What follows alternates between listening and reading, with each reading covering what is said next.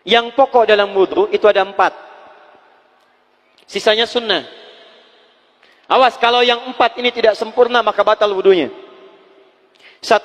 Faghsilu wujuhakum, basuh wajahnya. 2. Wa aydiyakum ilal marafiq, ini yang sering keliru. Kalau salat kamu ingin sempurna maka sempurnakan dulu wudunya. Awas, hati-hati Bu ya, Bu. Lihat baik-baik. Kata para ahli hadis, kenapa Nabi mengajarkan wudu dulu? Padahal orang ini yang salahnya salatnya. Kenapa wudunya yang diajarkan? Kata para ahli hadis, ini menunjukkan ada kaitan antara wudu dengan salat. Kalau orang benar wudunya, pasti benar salatnya.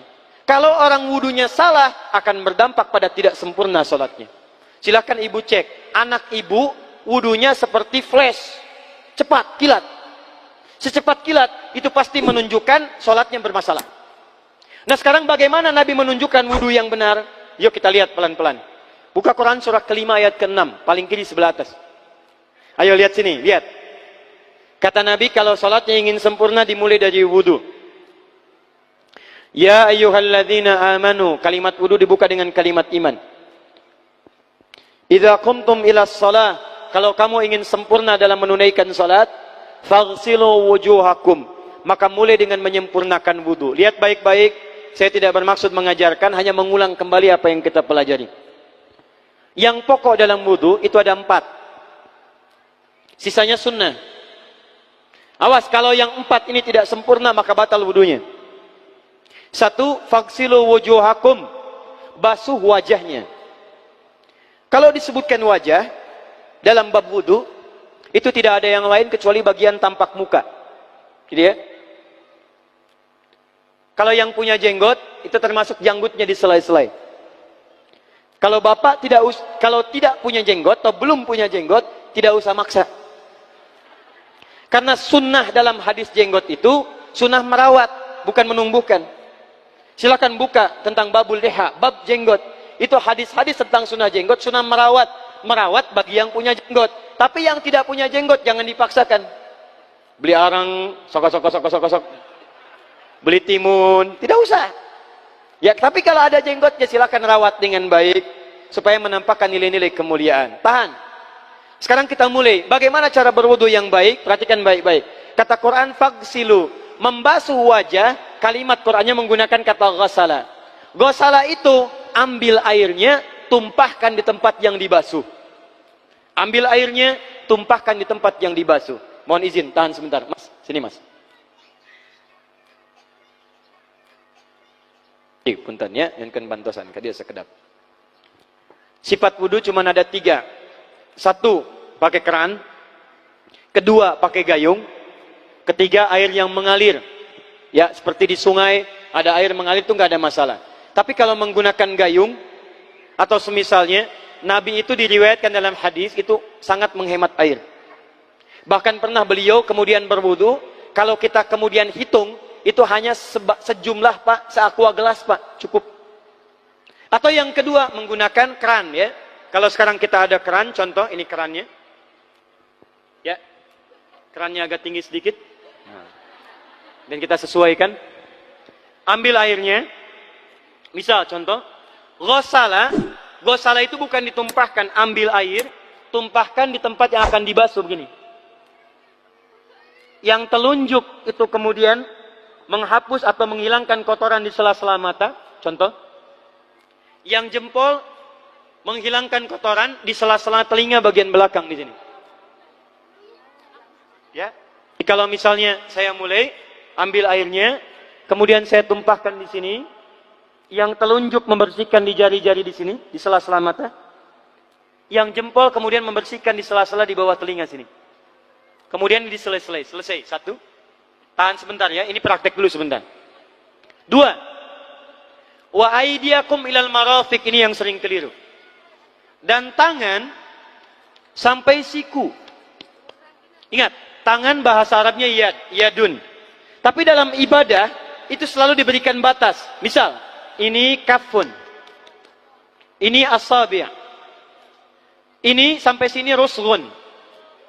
Sampai sini, Bapak Ibu sekalian, ini namanya mirfaq, jamannya marafiq.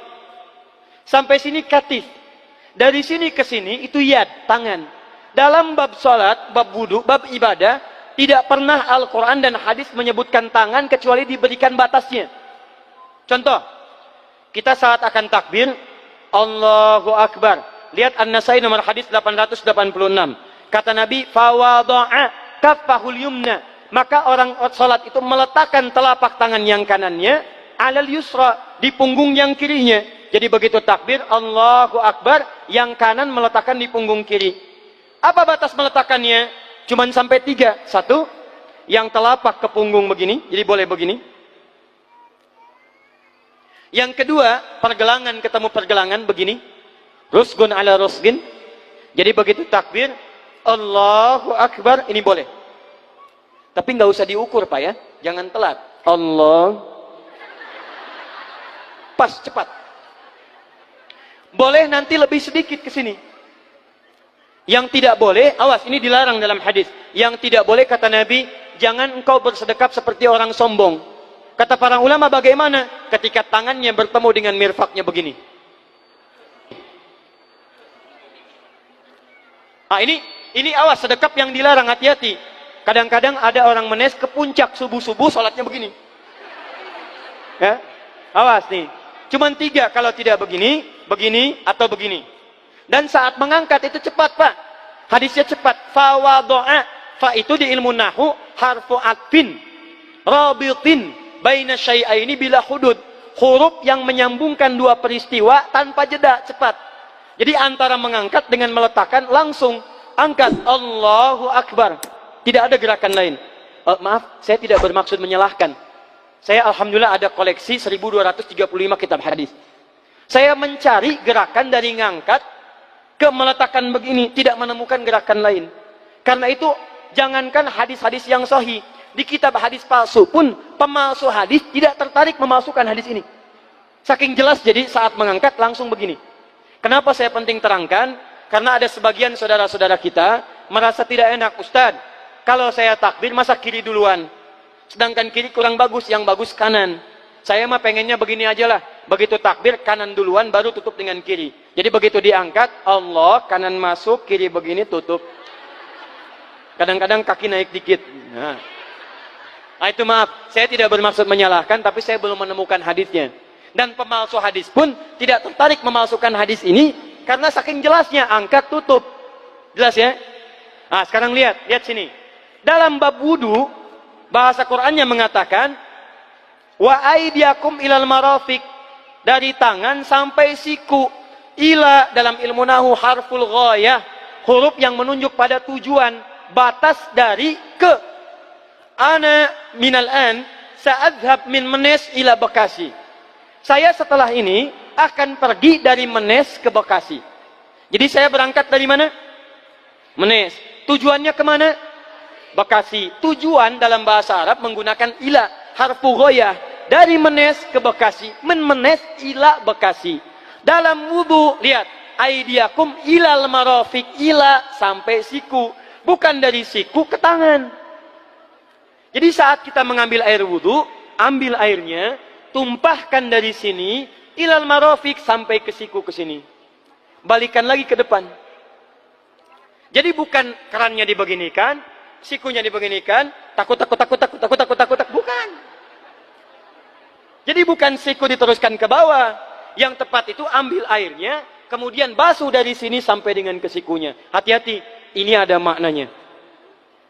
Dan jika benar di hadis Muslim, jika orang wudunya benar seperti ini, maka bersamaan dengan jatuhnya air wudu itu, jatuh pula dosa-dosa dan kotoran yang melekat pada anggota tubuhnya. Tidak cukup dengan amin, nanti kita lihat dulu. Teruskan, saya baru caranya dulu nih. Awas. 3.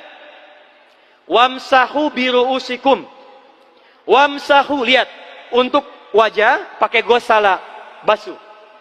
Tangan, gosala, basuh. Tapi ketika berpindah pada yang ketiga, wamsahu, berubah jadi masaha. Tahan sebentar ya. Calik. Duduk sini aja. Lihat sini. Ya, pilih. Duduk di sini atau ngapus. Ah, sudahlah. Datang sendiri, nulis sendiri, ngapus sendiri, luar biasa. Cuman di menes ini. Ini awas, ini penting ini Bu ya, penting. Saking pentingnya susah dihapusnya tuh. Dah sini aja. Masaha. Masaha. Sudah. Masaha artinya mengusap. Kalau yang tadi membasuh, kalau masaha mengusap. Jadi yang ketiga ini tidak usah dibasuh. Jangan tumpahkan air di tempatnya, tumpahkan airnya kemudian usap tempatnya. Pertama, wamsahu biru'usikum. Masya Allah. Kata Allah, bagian ketiga usap kepalanya. Awas, hati-hati. Tangan selesai pindah. Pindah kemana? Bukan ke rambut, tapi kepala. Kepala. Jadi dalam bab wudu yang diusap bukan rambutnya, kepalanya. Itulah keadilan Allah. Kalau yang diusap kepalanya, semua manusia yang hidup pasti punya kepala. Tapi kalau yang diusap rambutnya, ada ketidakadilan. Karena tidak semua orang punya kepala, punya rambut. Tuh. Nah sekarang lihat sini. Ketika kita diminta mengusap kepala, bahasanya masaha. Masaha itu begini. Ini saya punten. Bismillah. Ini ya. Ambil airnya, tumpahkan, baru kemudian diusapkan ke kepalanya. Paham ya? Kalau yang gosala, ambil, tumpahkan di tempat yang akan dibasuh. Tapi kalau masaha, hati-hati. Ambil airnya, tumpahkan, baru diusap. Jadi bukan diambil air, tumpahkan di kepala begini. Paham? Nah, tahan sebentar. Dan ini menggunakan huruf ba, Masya Allah. Ba, lihat, wajah tidak pakai ba. Tangan tidak pakai ba. Tapi khusus untuk kepala, pakai ba. Wamsahu bi. Huruf ba dalam ilmu nahu. Coba dibuka yang suka ngaji, buka kitab Bughnil Labib an Kutubil A'arib halaman 29 sampai dengan 59. Di situ ada penjelasan karya Ibnu Hisham Al-Ansari. Ibnu Hisham Al-Ansari. Itu ada penjelasan tentang makna huruf ba. Huruf ba itu punya 14 arti dalam bahasa Arab. Ada ilsaq, ada istighraq, ada muhabah, ada ba li tab'id. Ba li tab'id dibagi dua. Tab'id ma'al hudud wa tab'id bila hudud. Nah yang ba ini, ba, kenapa pakai ba? Kata para ulama dari huruf ba yang 14 ini, ada 3 makna yang diterapkan dalam ayat wudu. Satu, istighraq. Istighraq itu membasuh keseluruhan. Jadi kalau kita ingin wudu, ambil airnya tumpahkan, basuh keseluruhan dari depan sampai ke belakang begini. Balikan lagi. Yang kedua, at-tab'id ma'at tahdid. Sebagian tapi dengan batas. Kata Imam Asy-Syafi'i, di mana batasnya ubun-ubun? Diboleh kalau kita mau wudu, misalnya ibu tidak bisa membasuh keseluruhan, sedang pakai kerudung misalnya, jilbab nggak bisa dibuka, tempat wudunya terbuka, Anda tinggal ambil air wudu, kemudian tumpahkan sedikit, boleh diusapkan bagian kepala sampai ubun-ubun, sah wudunya. 3, at-tab'id min duni tahdid. Sepanjang disebut bagian kepala, masuk kepala nggak ada batas. Ini kepala bukan? Ini kepala? Ini kepala? Nah, jadi kalau Anda berwudu mengusap bagian kepala, itu sudah sah walaupun bagian tertentu diusap di kepalanya. Kapan ini dipraktekkan? Kata Imam Malik, kata Imam Abu Hanifah, ini dipraktekkan kalau seorang memiliki satu sakit di kepalanya yang tidak memungkinkan dibasuh keseluruhan. Misal, mohon maaf, ya ada orang misalnya, mohon maaf ya, tiba-tiba sedang jalan di kebun, tuh jatuh duren. Bu, anak duren ya, jangan duren yang besar. Tiba-tiba nimpa misalnya. Duren teh bahasa rangatnya kadu, Bu, ya. Kadupak, kaduhung, ya, dan seterusnya. Kadu. Nah, nimpa kepalanya, bocor misalnya. Kemudian dalam bocor itu diperban, kata dokter tidak boleh kena air. Saat bagian kepala yang tidak boleh kena air itu, bukan berarti wudunya kemudian bisa batal atau boleh tayamum karena tidak bisa mengusap kepala. Kata para ulama, boleh dia mengusap bagian kepala yang lain yang tidak terluka. Itulah kenapa Allah memberikan huruf ba di sini untuk kemudahan bagi kita dalam menunaikan wudu.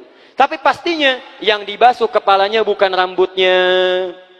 Jadi kalau ada laki-laki sudah dandan, sisiran, rapi, tiba-tiba keran dibuka, yang diusap cuma rambutnya, ulak. Nah, itu batal wudunya. Tidak sah.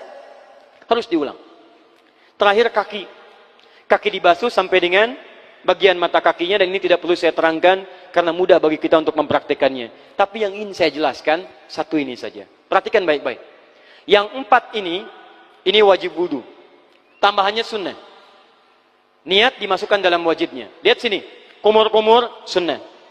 Telinga sunnah. Istinsyak sunnah.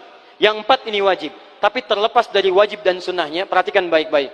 Kenapa ini disebut dengan wudu?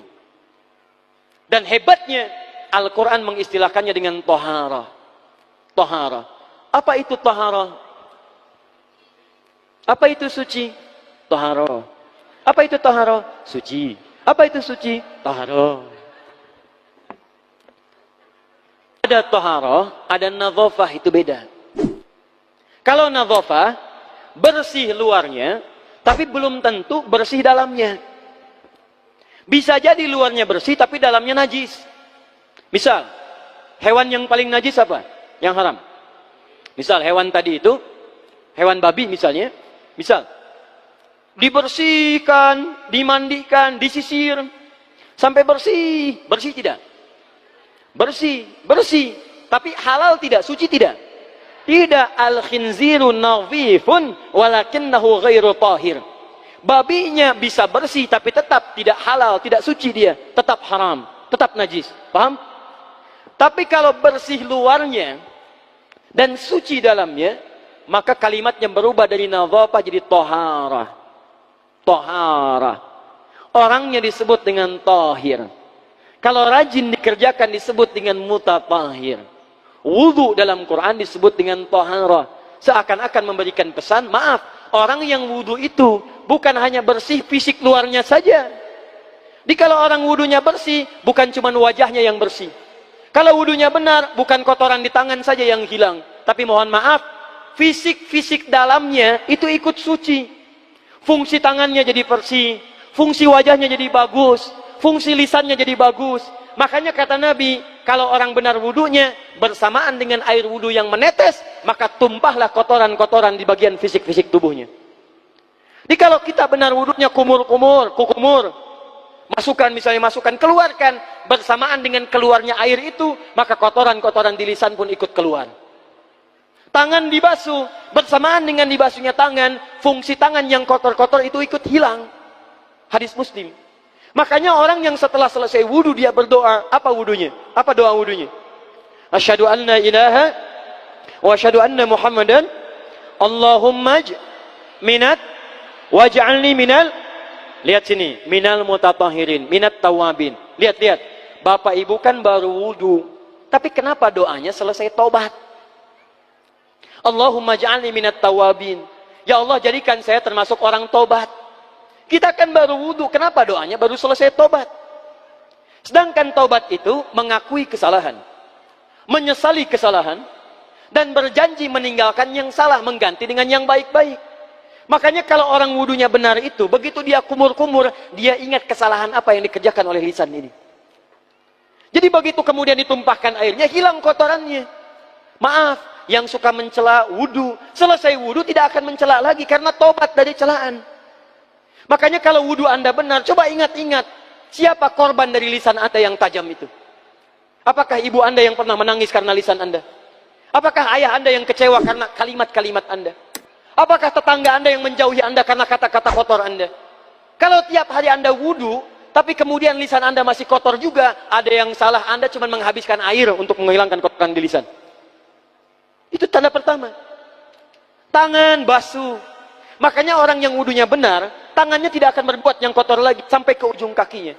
Karena itulah ibadah ini disebut dengan wudu, seakar dengan kata dau. Kata para ulama, mereka sebagian mengatakan dau artinya cahaya, dau artinya sinar, dau artinya al-husnu, baik budi pekerti. Kalau orang benar wudunya, bertambah sinar di tangannya, sinar di wajahnya, sinar di lisannya. Apa sinar itu? Di dunia sinar-sinar amaliyah kebaikan, sifat-sifat baik, di akhirat pancaran-pancaran kemuliaan. Satud'a ummati yaumal qiyamati ghurral muhajjalin. Akan dipanggil umatku di hari kiamat dengan banyak cahaya melekat di tubuhnya. Tangannya ada cahaya, matanya ada cahaya, wajahnya bercahaya, kakinya bercahaya. Cahaya apa itu? Kata Nabi, min atharil wudu, dari bekas wudunya. Jadi kalau kita benar wudunya, itu kita jadi orang baik. Ada cahaya kebaikan dalam diri kita. Itu yang disebut dengan tawabin. Makanya kalau bapak ibu tiap hari wudu, Allahumma ja'alni minat tawabin. Tapi mulut tidak tobat, tangan tidak tobat, kaki tidak tobat, ada yang salah dengan wudunya. Waj'alni minal mutatahhirin. Jadikan saya orang bersih dan suci. Jadi kalau selesai wudu, pakaian bersih, wajah bersih, tangan bersih. Ini pakaian bersih, pakai jas, pakai dasi, tapi tangan tidak bersih, korupsi juga, mencuri juga, menipu juga, ada yang salah dalam wudunya. Kalau kita bisa mengerjakan wudu ini dengan baik, maka naik status kita. Disebut sebagai, langsung oleh Al-Quran, disebut hamba yang dicintai oleh Allah subhanahu wa ta'ala. Di Quran surah kedua Al-Baqarah, ayat 222. Saya tutup, lihat ayatnya, di ujung ayatnya. Innallaha yuhibbut tawwabina wa yuhibbul mutatahhirin. Sungguh Allah akan sangat mencintai orang-orang yang tobat dan orang-orang yang terbiasa untuk bersuci. Kita selesai wudu mengatakan, Allahumma ja'alni minat tawwabin waj'alni minal mutatahhirin. Dijawab oleh Allah, innallaha yuhibbut tawwabin wa yuhibbul mutatahhirin. Karena itulah orang yang rajin wudu adalah orang-orang yang dicintai oleh Allah subhanahu wa ta'ala. Jadi kalau bapak ibu, maaf ya, sekarang cek. Kalau batal wudu, pengen wudu lagi. Tidak hanya saat sholat. Sekarang batal wudu, ingin wudu. Batal wudu, ingin wudu. Itu tandanya bapak ibu sedang mendapatkan cinta dari Allah subhanahu wa ta'ala. Tapi hakikat cintanya bukan pada wudunya, tapi berubahlah orang itu menjadi baik dan dekat dengan Allah subhanahu wa ta'ala.